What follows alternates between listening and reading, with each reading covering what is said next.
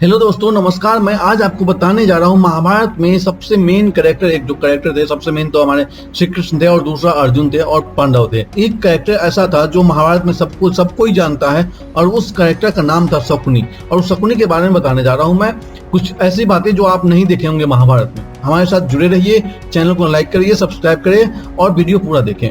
तो मैं शुरू करता हूँ। शकुनी के कितने पुत्र थे आप लोग बता सकते हैं? शकुनी के कितने पुत्र थे महाभारत में दिखाया गया है। शकुनी के 3 पुत्र थे। मैं बता रहा हूँ, शकुनी के 3 पुत्र थे, उलूक, वृकासुर और विप्रचिति।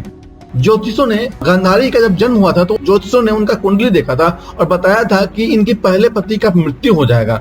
इस दुर्घटना को टालने के लिए उन्होंने एक तरकीब बताई थी। गांधारी की शादी करने से पहले इनकी शादी बकरे से कर दिया जाए और उसके बाद शादी करने के बाद उस बकरे को मार दिया जाएगा, जिससे यह सिद्ध हो जाएगा कि गांधारी के पहले पति की मृत्यु हो चुकी है। उनके कुंडली का दोष ठीक हो जाएगा।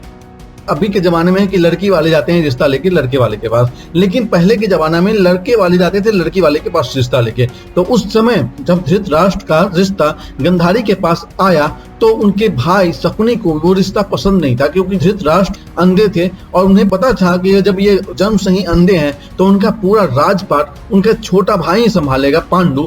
तो मैं इसलिए अपनी बहन की शादी उनके घर में नहीं करूंगा। लेकिन उनके किस्मत में लिखा था कि उनका शादी उस अंधे धृतराष्ट्र से ही होना है, तो वही उन्हीं से हुआ। तो जो आपके कर्म में होगा वो होके रहेगा। जब गांधारी की शादी हुआ और वो हस्तिनापुर गई तो वहां पे लोगों को पता चल गया कि धृतराष्ट्र और पांडु को कि गांधारी का पहले से शादी हो चुका है, उनका पहला पति है। तो वहां पे लोगों ने काफी क्रोध आ गया उन लोगों को कि ये बात क्यों छुपाया गया, क्योंकि इस तरह से जब उन्हें पहले किसी और शादी हो चुका है, उनके पति मर चुके हैं, इसका मतलब वो विधवा है। गांधारी एक तरह से विधवा हुई और विधवा से धृतराष्ट्र की शादी हुई थी। जब इस बात की जानकारी वहां पे लोगों की हुई, धृतराष्ट्र और पांडु की हुई, तो उन्होंने क्या किया और उनके सारे भाइयों को पकड़ के जेल के अंदर डाल दिया, जिसमें शकुनी भी थे। सबको पकड़ के जेल के अंदर डाल दिया। पहले क्या होता था, अभी भी होता है कि जो युद्ध में बंदी बनते हैं उन्हें मारा नहीं जाता है, उसे जेल में ही डाला जाता है। और धृतराष्ट्र और पांडु ने गांधारी के परिवार को भूखा रखने की कोशिश की। इसके लिए उन्होंने क्या किया, इसके लिए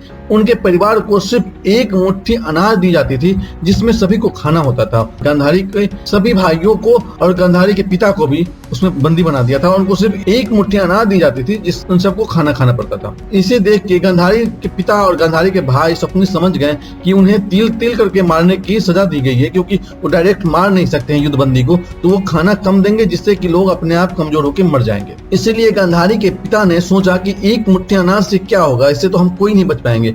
कि उन्होंने कहा कि इस एक मुट्ठी अनाज को मैं अपने सबसे छोटे बेटे शकुनी को खिलाऊंगा, जिससे कि उसकी जीवन बच जाएगी, भले ही हम लोग मर जाएं। अनाज की कमी के कारण, खाने की कमी के कारण गांधारी के पिता की मौत हो गई और उन्होंने मरने से पहले अपने बेटे शकुनी को बोला कि बेटा तुम मेरे हड्डी से एक पासा बनाना और उस पासा से तुम जो भी जुआ खेलोगे वो सारे के सारे जुआ जीत जाओगे। तो शकुनी के सामने अपने भाइयों और अपने पिता की मौत का दुख था। उस जेल के अंदर शकुनी अपने सामने, अपने आंखों के सामने अपने पिता और भाइयों को बिना खाना खाने के कारण तिल तिल करके मरते हुए देखा था, जिस कारण शकुनी के दिल में बहुत ही ज्यादा क्रोध था और वो इस कारण वो धृतराष्ट्र से बदला लेना चाहता था। इसीलिए उसने बाद में अपने चतुराई से जेल से बाहर निकल गया और दुर्योधन का सबसे प्रिय मामा बन गया। आपको ये जानकर आश्चर्य होगा कि शकुनी भी 100 भाई था। जी हाँ, और शकुनी के 100 भाई उस जेल में मर गए थे। इसी का बदला लेने के लिए उन्होंने इस पासा का उपयोग किया और अपने दिमाग का उपयोग करके धृतराष्ट्र के 100 पुत्र की मौत करवा दी। और ये जो मैंने कहानी बताई ये महाभारत से नहीं है, तो आप मत सोचिएगा कि महाभारत में है,